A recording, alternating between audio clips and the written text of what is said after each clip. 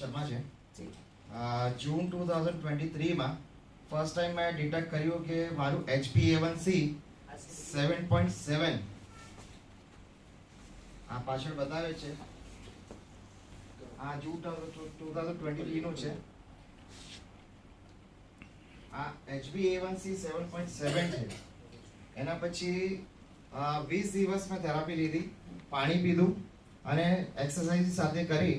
એના પછી ડિસેમ્બરમાં જ્યારે મેં મારું ડાયાબિટીસનું ટેસ્ટ કરાયું તો એની અંદર મારું નીચે જવું આ મારું HbA1c 5.3 એટલે ડ્રાસ્ટિક ચેન્જ અને બહુ મેજિકલ રિઝલ્ટ મળ્યા છે આનાથી.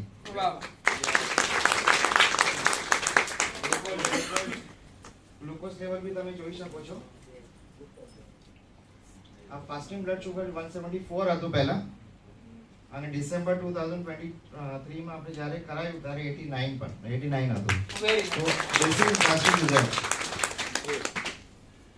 જ્યારે તમે આ રિપોર્ટ કરાવ્યા અને ત્યારે તમને જ્યારે રિપોર્ટ વાંચતા હતા ત્યારે કેવું ફીલ થતું હતું? એકચ્યુઅલી આ તો કેવું હતું કે આ તો મેં એના ઇન્ટેન્શનથી નહીં કરાયું હતું કે મારું કેટલો ડિફરન્સ આવે છે.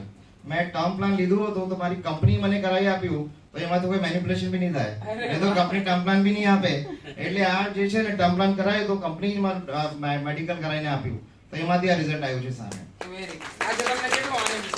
બહુ અરે એટલે તમે એનર્જી લેવલ વિચારી શકો છો કારણ કે જ્યારે તમને ડાયાબિટીસ હોય ને તો તમે 9:30-10 વાગે તમને એવું લાગે કે તમે ઊંઘી જાઓ.